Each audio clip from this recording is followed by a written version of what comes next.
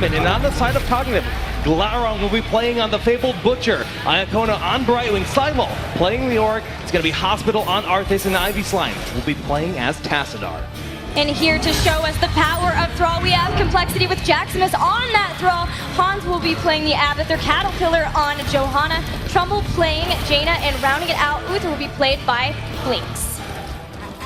The rise of some of these heroes in the recent patches has been incredibly exciting. Seeing Thrall be played more and more in this tournament has been quite the treat. Last night over in the Korean events, they were playing a lot of Tychus. So as Heroes just continues to grow, the hero pool continues to evolve each week. It's rather a treat, Gilly. It is indeed, especially with a Brightwing now. Brightwing we haven't seen in a long time. It's been a while. She was hibernating for the summer, but she's back. She's got hyper shift, so she is going to be phase shifting all over the place. And that's going to be really fantastic because she can do things like sit in lane and soak for as long as possible and then teleport in when she's absolutely needed for these fights. I had no idea Fairy Dragon hibernated in summer, but that is a cool fact. Now I know. Yeah, well, you're welcome for that. Little Fairy Dragon knowledge coming your way. All right, so just taking a quick look at some of the talents here. I mean, you see that Butcher is going for a block, and this is immediately respecting the damage output of that Wind Barrier on Thrall. But wow, immediately see a lot of damage being thrown out. The Howling Blast will be mitigated with the Iron Skin there on Johanna. Nicely done. Another pickup here is the reach on Uther. Blinks has been picking that up quite frequently, but it's going to be very nice too, especially the fact that they do have the potential to have kind of the fight spread out. That way Uther can make sure that he can reach both sides of the battle with his heals. Yeah, we see that picked up very quickly, like you said, with those melee assassins on your team. The first shrines of this game will be spawning in just about 2 seconds. And currently we do see the control on the side of the blue team Cognitive of that watchtower. So they have eyes on that entire top portion of the game. Silo will be sitting on the middle temple. Top temple currently uncontested. So in the bottom, we do have Abathur continuing to sit there and soak. We had him move down there so that he can get the lane soak there. That's one benefit of having the Abathur there for Complexity, and why we see Brightwing staying there. Like I mentioned before, she can always phase shift if needed, but otherwise, she will be able to steal the fight. But here comes the Ruthless Onslaught into the Howling Blast. Trumbull so incredibly low, as is Cattle. Can't get away from the Frozen Tempest, and Johanna will fall. Trumbull barely staying alive. One more tick from that side from it would have been lights out for Jaina, but she barely walks away and taps the temple.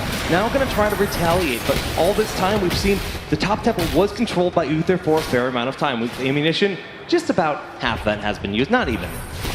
So we've got Cognitive choosing to try to get the rest of this mid temple. If they can get it where they take most of the shots from this, then they can always rotate up and try to contest that temple as well too. So they're really trying to control this so that they can get the maximum amount instead of just trying to switch them out.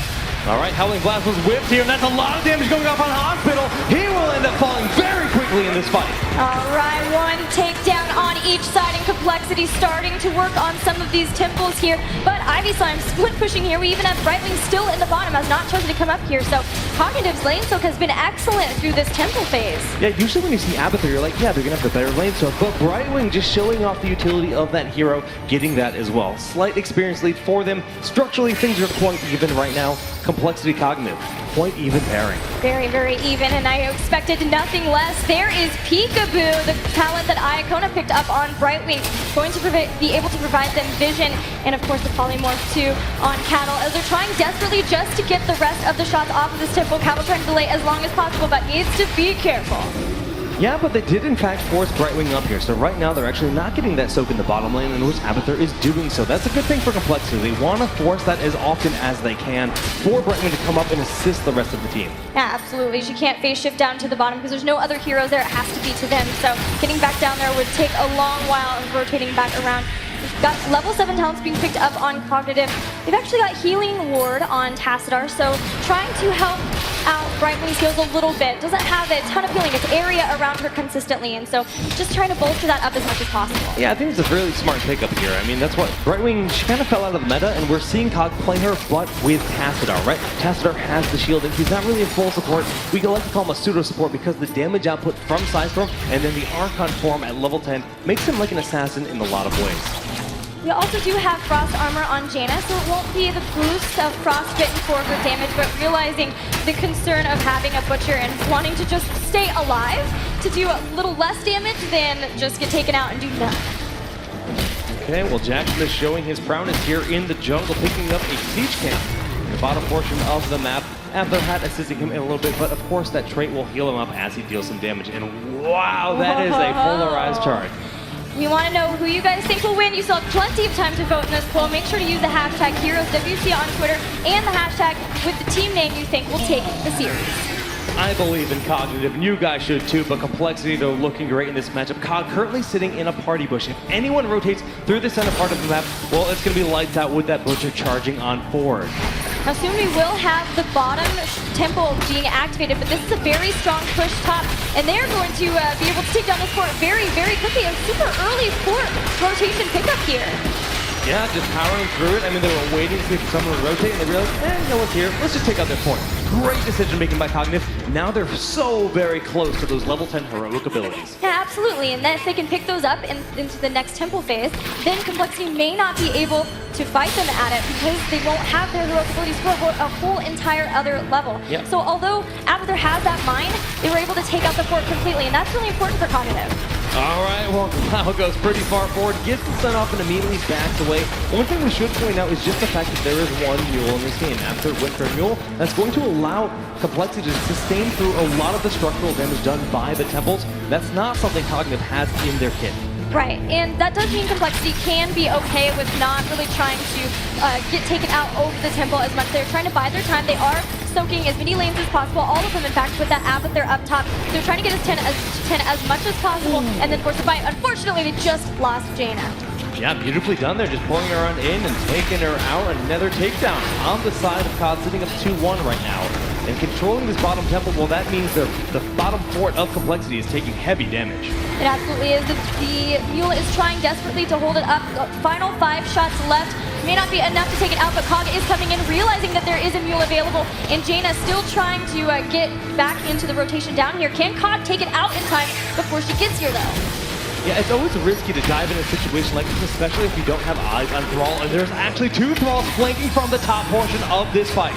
2 Thralls, and there goes the Feral Spirit onto Silo. There is a huge Sundering! March of the Black King, though, trying to sustain himself up, but it's really Iakono who's having a problem. Brightwing already goes down here as Hans, still with the ultimate evolution, trying to get some more damage down on Cognitive. Will Silo be able to get away? Wraithbot barely saving his life. A beautiful engagement there by Complexity, really in the head of the situation. Glaurung goes too far forward and gets blown up. 2 takedowns for nothing in favor of Complexity, and they're going to continue their push here, trying to even up the structures just a little bit. Very important that they continue to do so, especially since they do have that mule. If they can get ahead in structures, it's going to be very difficult for Cognitive. What a juke by Trummel, just dashing back there, predicting the Howling Blast. If he got hit by that, could have been lights out easily. Very nicely done. Complexity is playing phenomenally right now. They really are, and they've started to even out that level disadvantage that Cognitive did have, only about a half level behind here. That's really going to help them as they continue to get further and further along, and Avatar starts to be able to split push more and more. He still is going for the pressurized lands, adrenal overload build, so he's still focusing on helping out Thrall, but even still, you get a ton of push with him.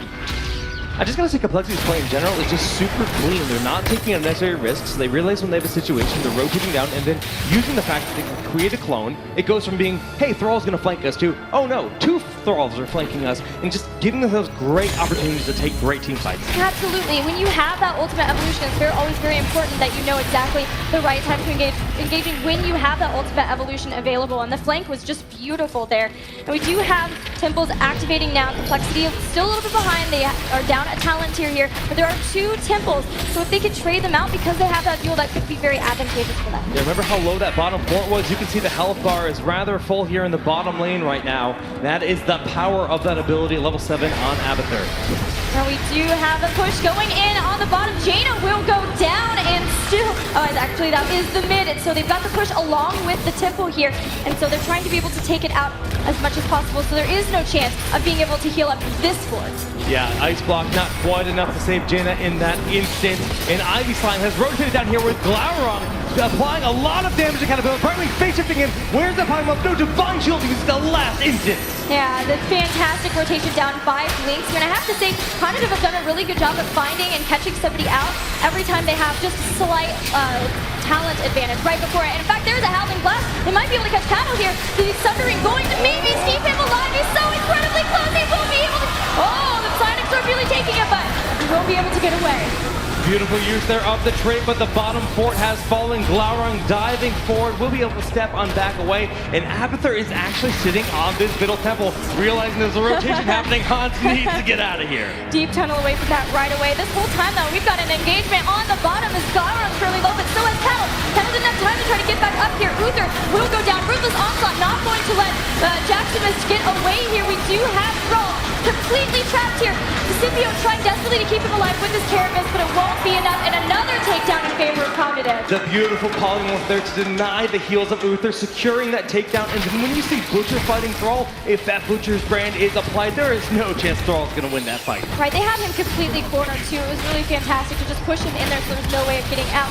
And Cognitive doing what they love, going straight to bosses. They love picking up bosses whenever possible, and they're going to be able to get this one that would be normally pretty risky, but with that Thrall down, they totally knew they had it in the bag. So from what was a very even game, a single temple phase where Cognitive took the better team fights, they now have a level and a half lead, and on top of that, they have their level 16 talents, Gillyweed. Yeah, absolutely. Looking at some of the talents, while we do have a second, we've got a Polymorph talent from Brightwing, so it'll either be Critterize or Greater Polymorph, just depending if they want to get that vulnerability, or if they want to make Polymorph last as long as possible. But the big deal is Blood Frenzy on Butcher. Now, in addition to having those stacks of fresh meat, up his attack damage, now his attack speed is up too. 35% more attack speed is it's not something I'd ever want to fight. That's going to hurt a lot. And they're roaming around the battleground, collecting all of the mercenary camps. We have these top offensive camp pickers here behind Cloud. They're really doing a wonderful job just keeping Complexity in their base, defending at all times. What do you think of the pickup on Lamb to the Slaughter? Almost always we see Glaurung go with the Furnace Blast. You know, considering their composition when it comes to control, I love it. It's so crucial for just locking down Jaina, locking down Thrall, and removing them, because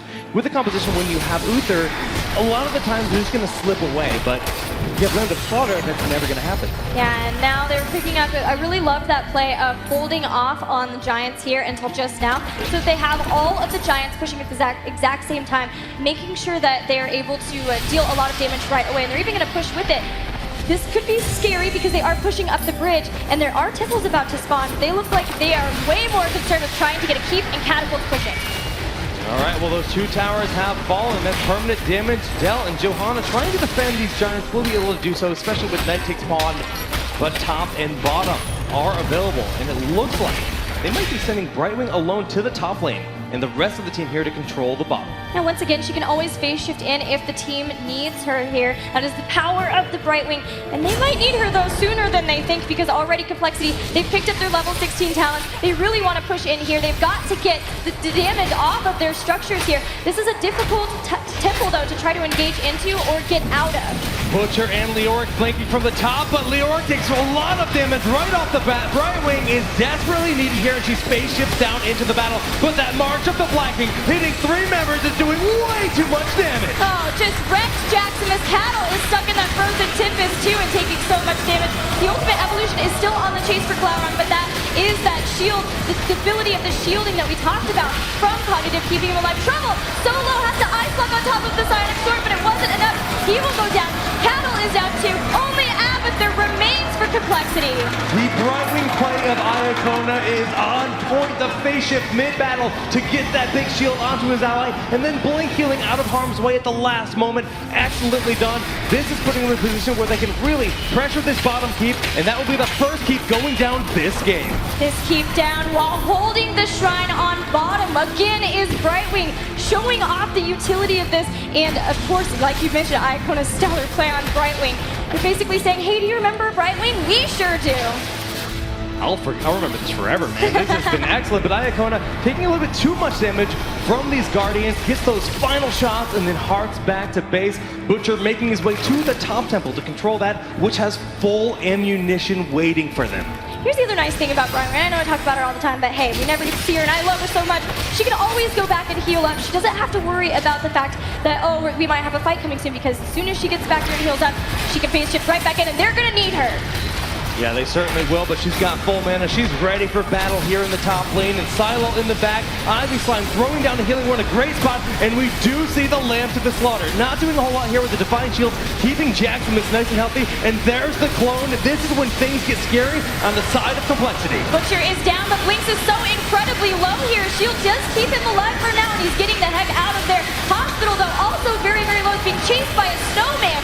Never something you want to see happening here, and he will fall too. This game is so incredibly close. Iacona can't kill away. No, won't be able to get to Tassadar in time. Wow, Complexity bouncing back in this game. They take control of the shrine, and they're continuing to chase Ivy Slime. The Wolf connects with the room. The Cadet pulling him in, and Ivy Slime goes down. Tassadar